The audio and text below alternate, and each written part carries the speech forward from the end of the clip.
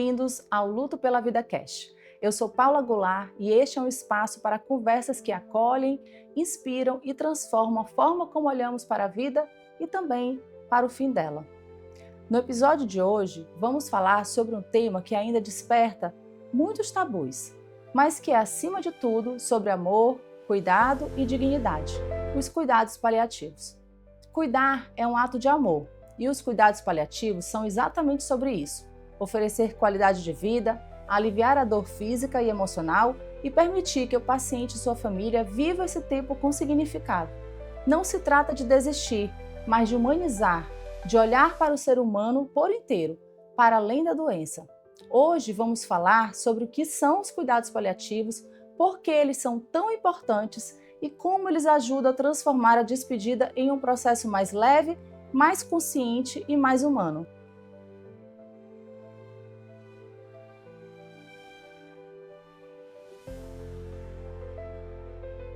Para conversar comigo, eu recebo aqui a doutora Bruna Falcão, que é enfermeira da equipe de dor e cuidados paliativos do Hospital do Câncer Aldenora Bello, especialista em saúde coletiva pela Universidade Cândido Mendes, especialista em qualidade em saúde e segurança do paciente pela Fiocruz, especialista em gestão da saúde também pela Fiocruz, mestra em enfermagem pela UFMA e doutoranda em saúde coletiva também pela UFMA, que vai nos ajudar a entender como os cuidados paliativos transformam a experiência do viver até o último instante.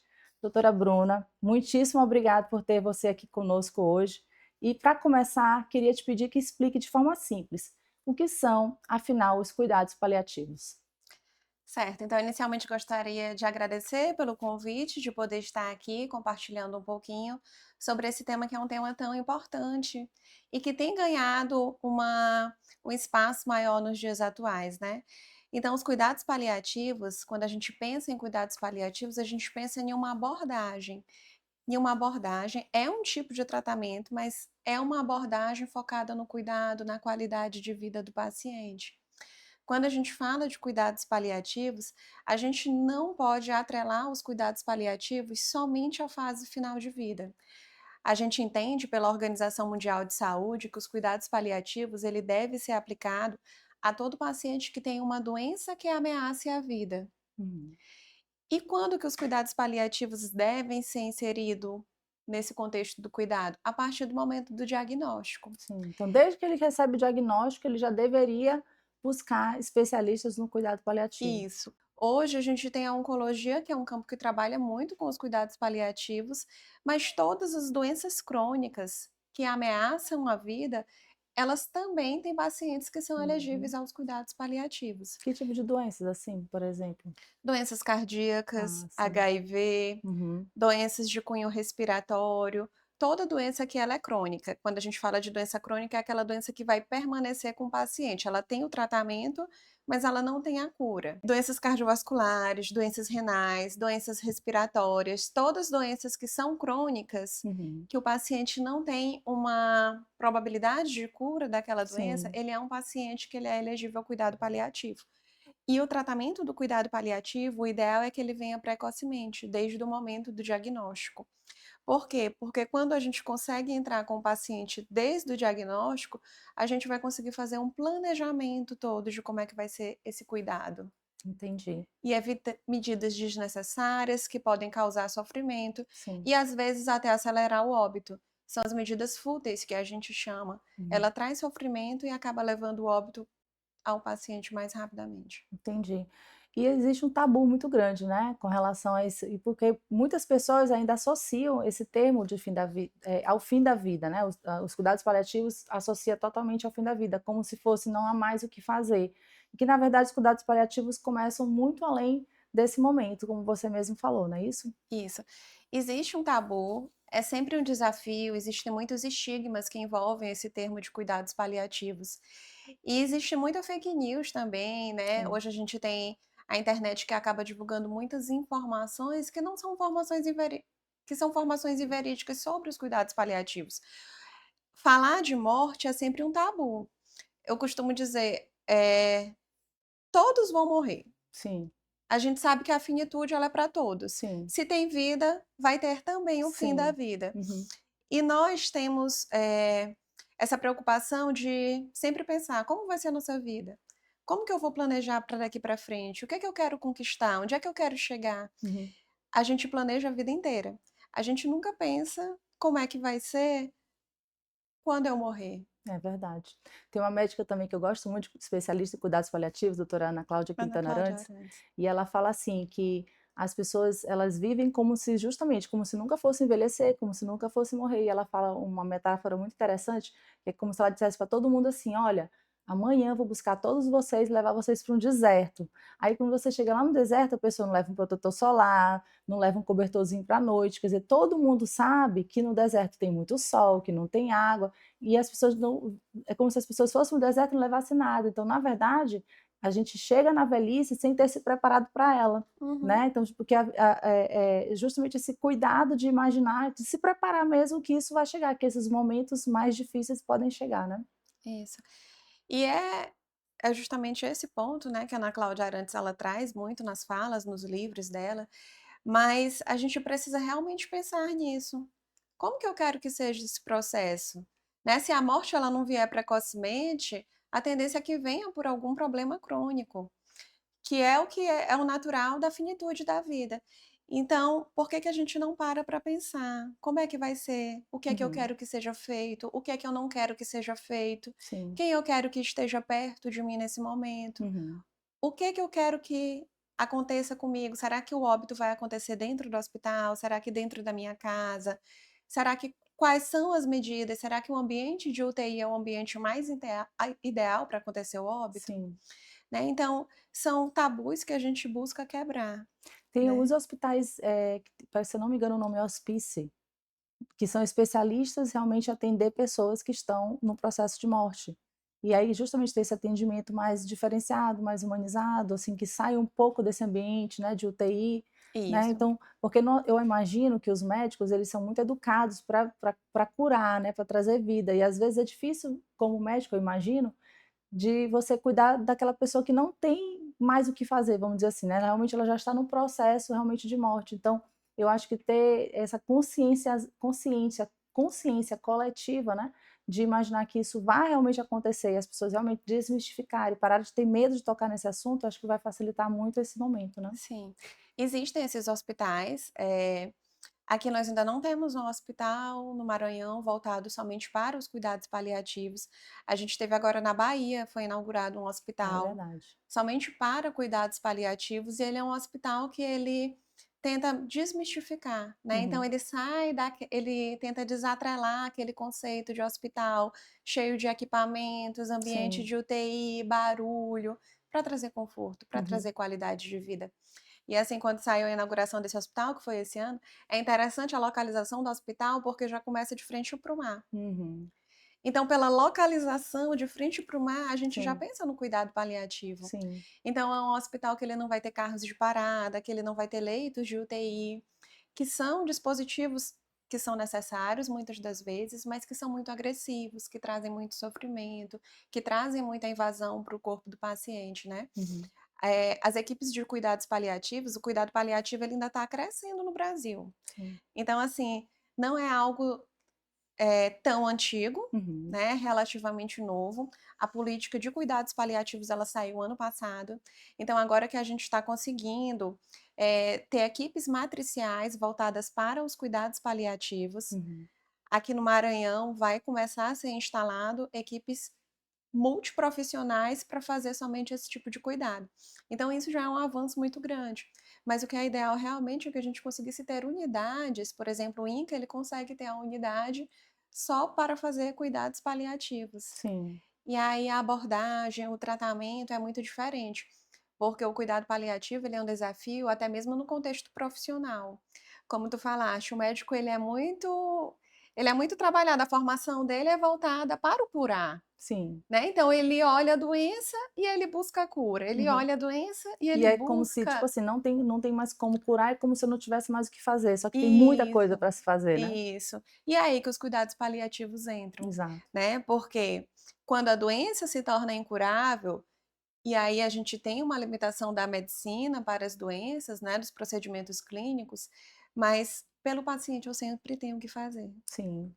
Tem um ser Então humano ali para não ter isso. dor, Então né. é isso que é aí que o cuidado paliativo entra. Sim, Eu não tenho mais o que fazer pela doença, mas pelo paciente a gente sempre vai ter o que fazer. A gente sempre vai ter o que fazer até após o óbito. sim. A gente tem atuação nesse contexto também. A família que fica, né. Isso, no luto, em Uhum, ajudar. Então, o cuidado paliativo, ele vem justamente para quebrar essa ideia. Muitos pacientes, eles chegam para a gente quando a gente vai fazer o primeiro atendimento, e aí a gente vai fazer uma conversa, um acolhimento para tentar entender o que é que o paciente sabe. E eles já vêm com essa fala: "Não, doutora, eu já sei, o médico já me disse, não tem mais nada para fazer, eu estou despachado". Eles pois é, usam me muito esse desenganou, termo, desenganou, despachou, né, despachado, não tem mais o que fazer. desenganado, não tem É. mais o que fazer, é só esperar. E aí quando a gente entra dizendo: "Não, a gente tem o que fazer. A gente não tem mais o que fazer pela sua doença, Uhum, mas pelo senhor a gente sempre vai ter o que fazer". uhum, Então isso para os pacientes é muito importante. uhum. E aí, tem até um paciente que eu estou acompanhando agora, internado, e é um paciente que está muito grave, e eu já acompanho ele de longa data. Ele foi um paciente nosso que, quando a gente conseguiu mandar para casa, foi para casa, ficou muito tempo sendo acompanhado só ambulatorialmente pelos cuidados paliativos, não estava fazendo mais nenhum outro tratamento modificador da doença, porque já não tinha mais possibilidade. Mas a gente conseguiu deixar ele em casa há muito tempo. Sim, E agora ele agravou, foi necessário a internação, e a gente para dar acompanha ele conforto, né. internado para dar conforto. Uhum, Chega um momento que o cuidado não é mais possível de ser feito dentro de sim, casa. uhum. Nesse momento a hospitalização ela é necessária. E ele chegou nessa fase agora de que a hospitalização ela é necessária. E aí todos os dias eu passo para conversar com ele, aí ele diz: "Ô doutora, eu gosto tanto quando a senhora vem", porque a gente acompanha, mas o oncologista, o médico responsável acompanha também ele, né. Porque sempre que a senhora vem aqui, a senhora me dá uma esperança.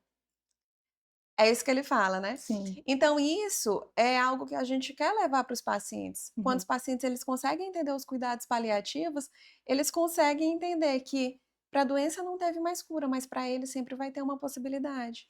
E é aquela velha história, né, viver bem até o fim, Isso. né, tem até uma outra jornalista, Nami, que é do Paliativas, tem um Instagram, que tem um livro também chamado Enquanto Eu Respirar. Uhum. E uma coisa que eu achei super interessante, que ela estava também, com câncer, né, de mama, ela faleceu já, e ela estava já em cuidados paliativos, já não tinha cura, mas ela estava fazendo os cuidados e vivendo, né, vivendo com a doença.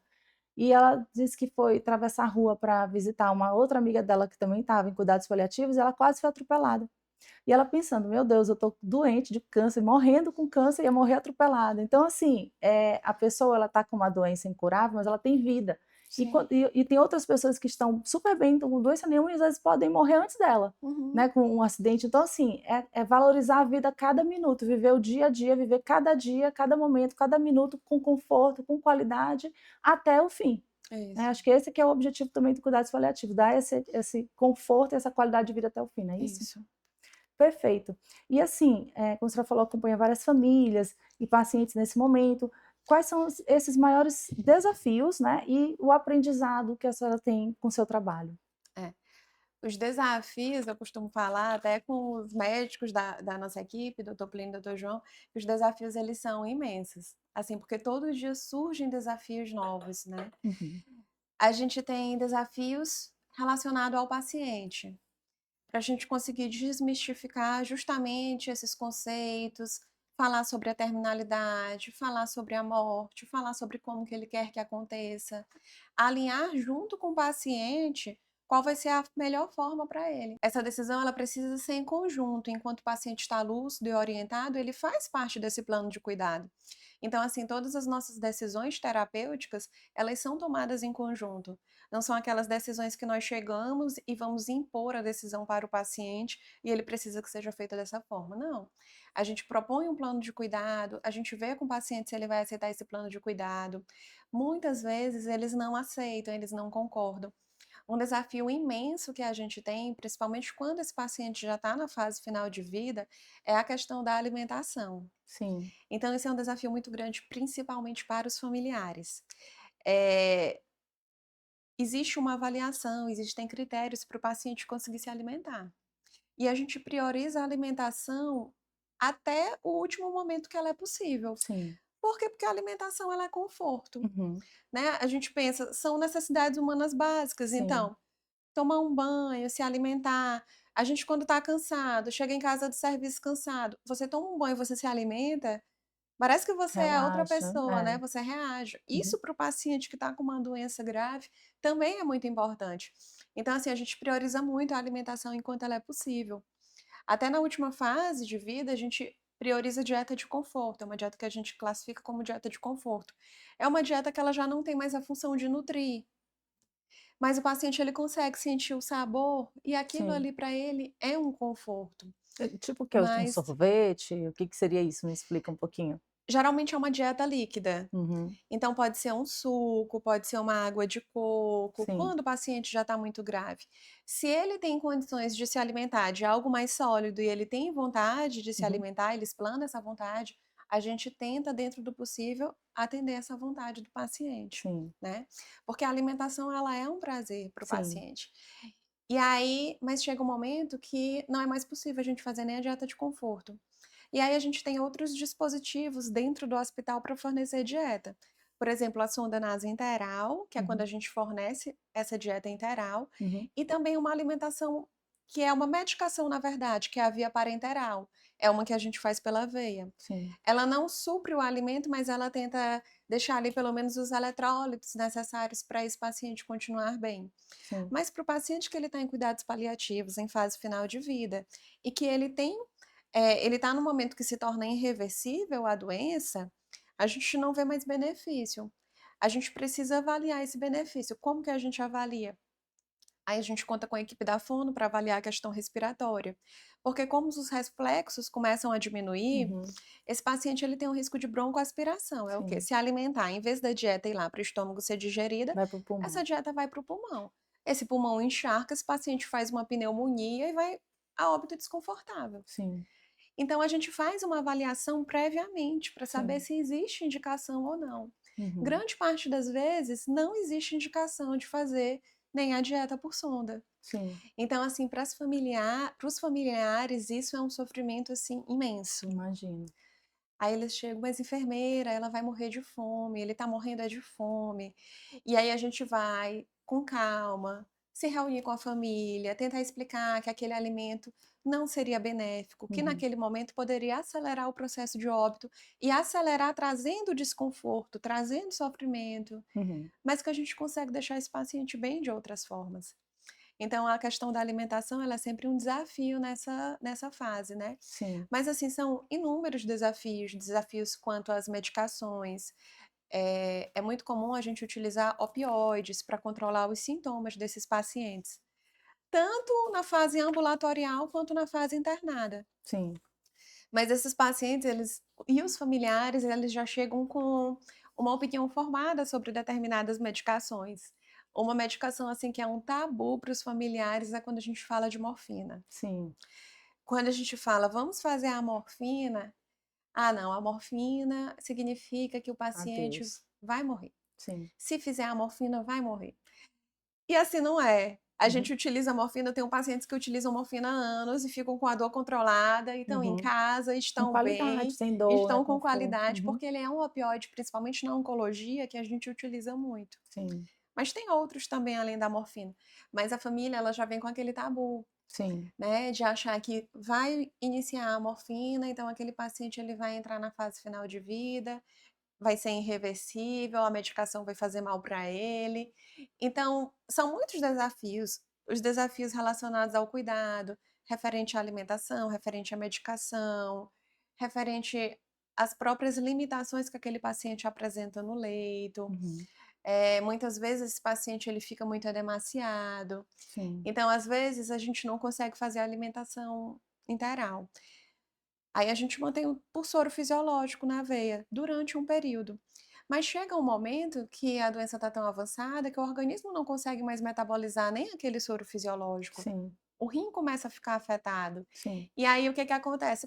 O paciente ele começa a demaciar, fazer uhum, anasarca. Então você olha para o paciente, ele está todo inchado. sim, E por que que é aquilo? Porque está muito hidratado, está entrando muito soro fisiológico, não tem essa indicação. uhum, E aí a gente fala que vai reduzir. Uhum. Aí a família já tem aquilo como outro sofrimento também. Uhum. Nossa, mas ele não vai fazer a dieta, ele não vai fazer nem o soro? Uhum. Ele tá Ele sofrendo. está sofrendo, ele está sendo abandonado dessa Sim. forma. Uhum. E para a gente conseguir explicar para a família, alinhar com essa família, que tudo isso, que em dado momento poderia fazer bem, naquele momento faz mal, é um desafio muito grande. Sim. Outra dúvida que deve ter muito grande com relação à família é se conta ou não, né, para o paciente. Muitas vezes eles têm o diagnóstico, eh, dado pelo médico, que é uma doença incurável e às vezes fica naquela dúvida se o paciente deve saber ou não deve saber. Qual seria a tua Sim. opinião com relação a isso? É um desafio muito grande, a gente tem isso, a gente vivencia isso realmente no nosso dia a dia. É o que a gente chama de conspiração de silêncio, quando a Uhum. família faz a conspiração de silêncio com o paciente. Então, os familiares, muitas vezes, eles tentam esconder, porque acham que se o paciente receber o diagnóstico de uma doença que ameaça a vida, como o câncer, ele vai sofrer mais e ele vai evoluir a óbito mais rápido. Sim, E isso, gente, é de um egoísmo assim gigante, eu concordo. né? Mais do que ninguém, o paciente sabe o que está acontecendo no organismo dele. Uhum. Mais do que nós profissionais, mais do que o acompanhante, mais do que o familiar. O paciente percebe que existem alterações no organismo, né? Como que a gente vai esconder o diagnóstico desse paciente? Então, assim, nós temos o dever de sempre comunicar para o paciente. Uhum. Claro que a gente sempre conversa com o paciente e pergunta. Se o paciente ele está lúcido e orientado e ele quer saber sobre o diagnóstico dele, Uhum. ele tem esse direito. E nós vamos fazer essa comunicação. Uhum.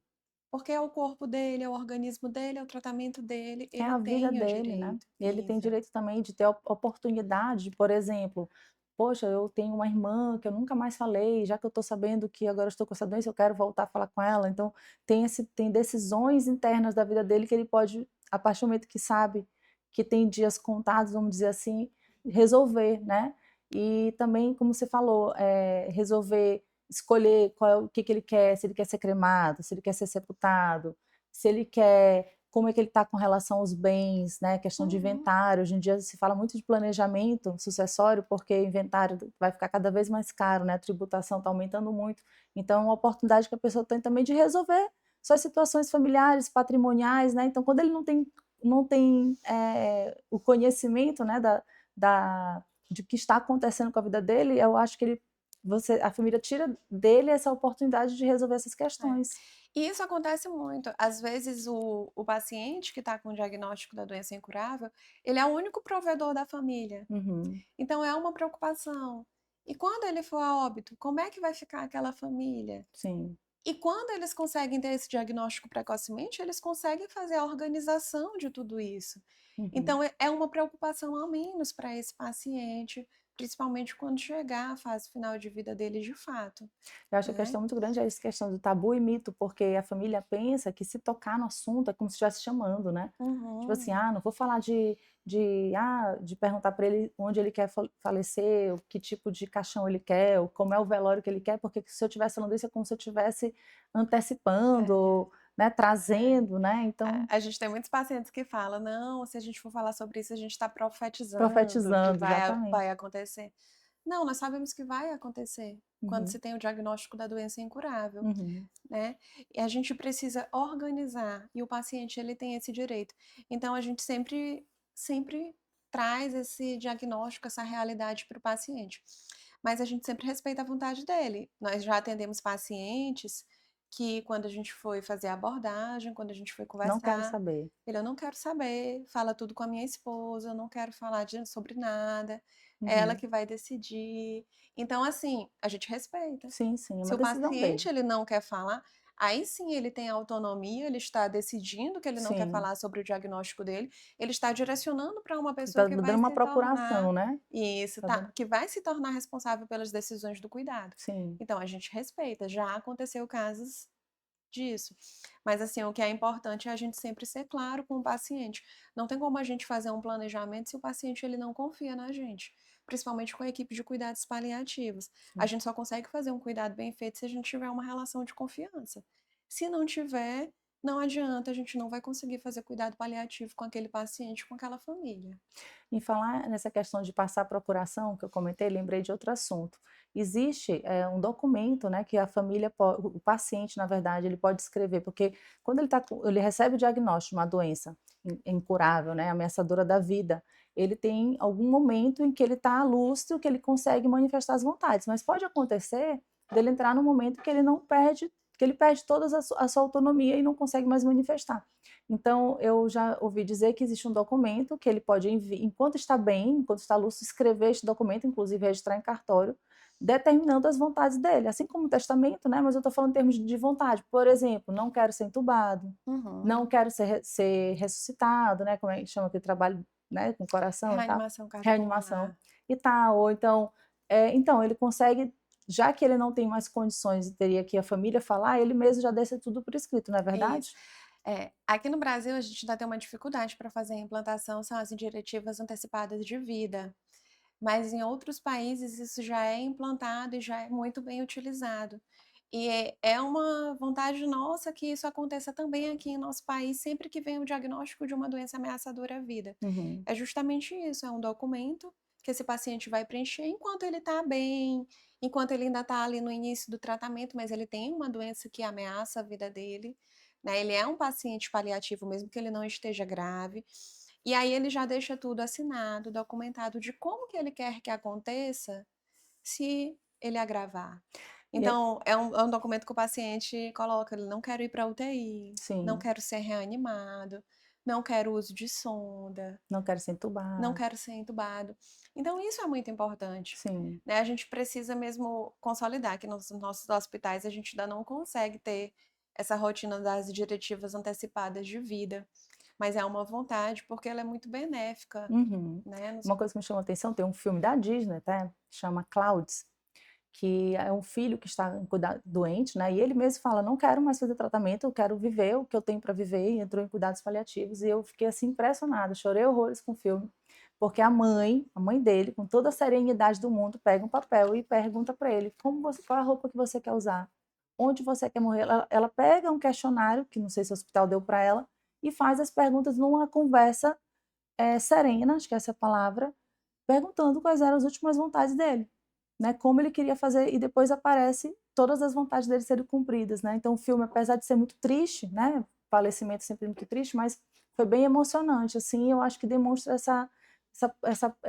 esse presente, vamos dizer assim, que nós podemos dar às pessoas que estão em processo de falecimento, de poder optar, escolher por tudo que eles têm um desejo final, né. Uhum. Então, Bruna, para finalizar, queria perguntar um pouco um tema também super sensível, eu acho, que é a questão da espiritualidade, que eu acho que nesse momento também se fala muito disso, né. Então eu queria para você finalizar falando como funciona essa questão para os pacientes, para a família, sobre a questão da espiritualidade, o quanto que isso é bom, o quanto que isso pode prejudicar, e no final eu gostaria que você deixasse uma mensagem para o público sobre cuidados paliativos. Certo. A espiritualidade, ela é utilizada nos cuidados paliativos. Inclusive, nós temos escalas validadas para aplicar a espiritualidade, para avaliar a espiritualidade nos pacientes. Ela é fundamental. E aqui, quando a gente fala de espiritualidade, a gente não elenca a espiritualidade aquele aspecto religioso, Uhum, né? Mas ao contexto de vida e ao contexto de morte que aquele paciente enfrenta naquele momento. A gente inclusive influencia, a fé, a religião, é muito importante para o paciente, principalmente se ele já seguia isso uhum, antes daquela doença, né. Ou então às vezes é um paciente que ele naquele momento ele quer buscar, a gente entende a fé como algo muito importante e indispensável para o paciente que está passando por esse sofrimento. Mas a gente sempre precisa falar do aspecto clínico. uhum, Então, assim, quando a gente pensa de espiritualidade no cuidado paliativo, a gente pensa em abordar com o paciente: "Seu João, o senhor já pensou se o senhor pode morrer daqui a 2 semanas? Como é que o senhor queria que fosse? uhum, Tem algo que o senhor queira fazer? Tem alguém que o senhor queira ver? uhum, Como que o senhor imagina que vai acontecer? uhum, Como que o senhor quer que aconteça?". Então a espiritualidade, ela é mais nesse sentido, do aspecto de vida e do aspecto de morte do paciente, e não ao aspecto de cunho religioso. Mas a gente incentiva sempre né, se o paciente tem uma religião, que ele às vezes é um paciente que ele tem vontade, que vem alguém da igreja, faça uma oração, tenha um momento, tudo isso a gente incentiva e a gente sabe que é benéfico para o paciente, tá. Perfeito. Eh, Sua Pra mensagem final, finalizar, né? né, sobre os cuidados paliativos, então os cuidados paliativos, eles são ainda um desafio muito grande, mas principalmente a gente precisa desmistificar que o cuidado paliativo, ele deve ser aplicado àquele paciente que vai morrer. Quando a gente fala de cuidado paliativo, a gente precisa aplicar o cuidado paliativo para o paciente que vai viver. Não adianta o cuidado paliativo chegar na fase final de vida, nos últimos dias de vida do paciente, porque nós vamos conseguir interceder e fazer por ele muito pouco. Mas quando a gente chega precocemente com o diagnóstico da doença, a gente consegue fazer um planejamento, dar uma vida com conforto, uma vida com qualidade, uma vida com menos sofrimento e muitas das vezes até aumentar o tempo de vida desse paciente. Nós temos estudos científicos que comprovam que o paciente que ele recebe o cuidado paliativo precocemente, ele consegue viver mais tempo, mesmo tendo o mesmo diagnóstico de outros pacientes com doenças ameaçadoras à vida. Então, a mensagem final que eu gostaria de deixar é essa: o cuidado paliativo ele não é para quem vai morrer, ele é para quem vai viver. Muito bom. Doutora, muitíssimo obrigada. Um tema super sensível, super importante. Obrigada por estar aqui conosco, dividindo aí o seu conhecimento e toda a sua experiência. E para você que nos assistiu até agora, muito obrigada também e acompanhe os próximos episódios do Luto pela Vida Cash. Muito obrigada.